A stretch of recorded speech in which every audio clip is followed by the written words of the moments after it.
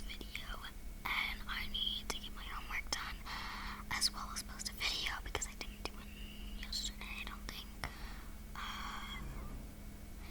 Yeah, I was really tired yesterday. So today, we're gonna be reading.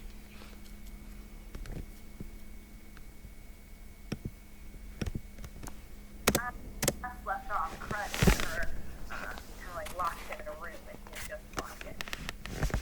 Nan stared at the man before her.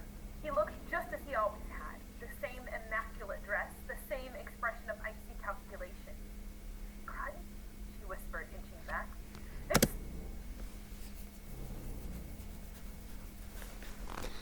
I read a lot at school, so we're just gonna skip to the very end of this video. The way I am on the inside. Nan hesitated. He knew what Charlie looked like, and the way he had looked in front of Crud, smoldering and huge. If he hadn't been a monster before, he was then. Actually, I think I was wrong to say what I just said. My whole life, folks have treated me like I was nothing, just because of how I looked. And maybe that's the problem. If we could all just ignore the way other people looked, then we could see who they really were. Charlie nodded. He called me a monster, just like those other people. Down thick fingers. I tried reading about golems in our book of beasts. I saw the word monster there, too.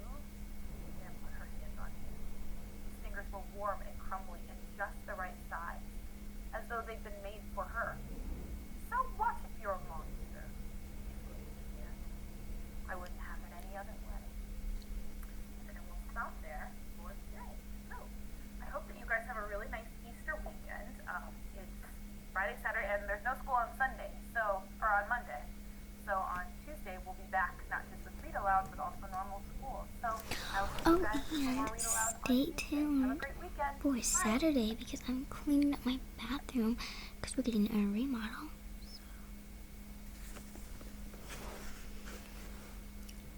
Hey, 4th and 5th graders!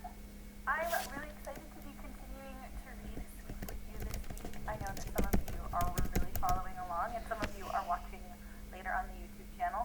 Remember, if you weren't listening last week, we had a few episodes last week, so you might want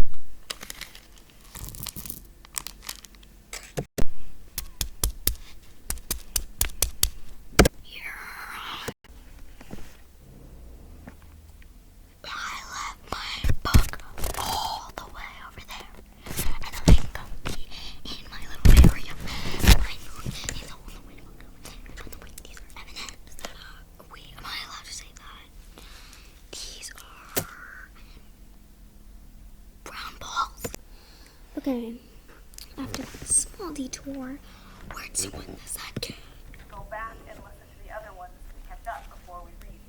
But if you were listening last week, then you'll remember that where we left off was kind of an exciting part, because Nan had been kidnapped by Crud, and Crud was planning to either make her continue to work for him or kill her. And so he was coming to kill her, but when Nan yelled for help, Charlie came, and he wasn't like his normal self. He was like really monstrous and strong, and he ended up grabbing Crud by the face and burning him. I'm supposed to make these for kids. This book's not very kid-like. But I'm just gonna fast forward to while she starts reading, because it is a little gruesome. So, oh no, my table is broken. Wait, this already sick.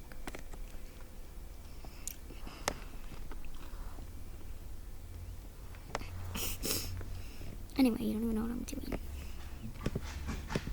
He seemed to have returned to his sweet Charlie self. So we're going to continue reading today where we left off. Okay. Nan continued to worry about Charlie. He seemed to have returned to his sweet Charlie self, but anytime she looked at him, she couldn't help but recall the vision of him standing over Crud. She made Charlie promise to stay inside the house. No more rooftop walks, she told him, even after dark. Charlie seemed disappointed, but he didn't argue.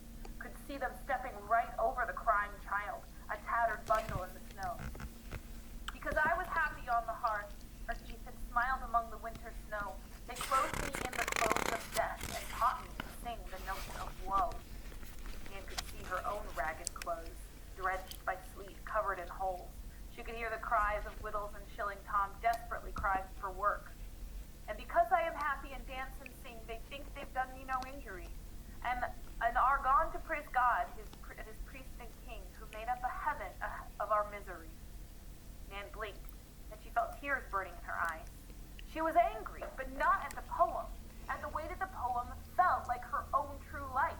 The anger twisted in her like a knot. She felt Miss Bloom's hand on her shoulder. "Some of us do," the woman whispered. Nan put the book down. "What does seeing do?" She brushed a tear from her cheek. "We're still out there, getting shoved into sloughs, burning and fooling and starving and dying." She stood up, feeling the angry knot tighten. "Do you know what I found in an old newspaper? There was some inventor fellow who made a mechanical brush that could go up a chimney all on its own. No climber needed. That was ages ago. But no one even knows about it. Why? Because the life of a boy or girl is worth less than a few rods of steel." Yes, brushing the wet from her cheek. "The truth is, folks don't help us because they need us. Because keeping themselves warm is more important than keeping us alive." She gestured to the hearth, which even now is crackling and warm. "Children are dying, so folks like you can have a cozy read by the fire." Bloom did not respond in anger. "There are people who want to change the world. Ever since your incident, you mean that ever since I was almost burned alive?" Mrs. Bloom nodded. "I have begun to wonder what can be done, and I think I have an idea." Nan could tell that she was serious. "What sort of idea?" "Tell me," Miss Bloom folded her hands. "What do you know of friendly society?" Okay, and that's where I'm gonna stop because I've been reading for like 12 minutes, and that's a really long time to be filming. I've already been reading for a little bit, so bye.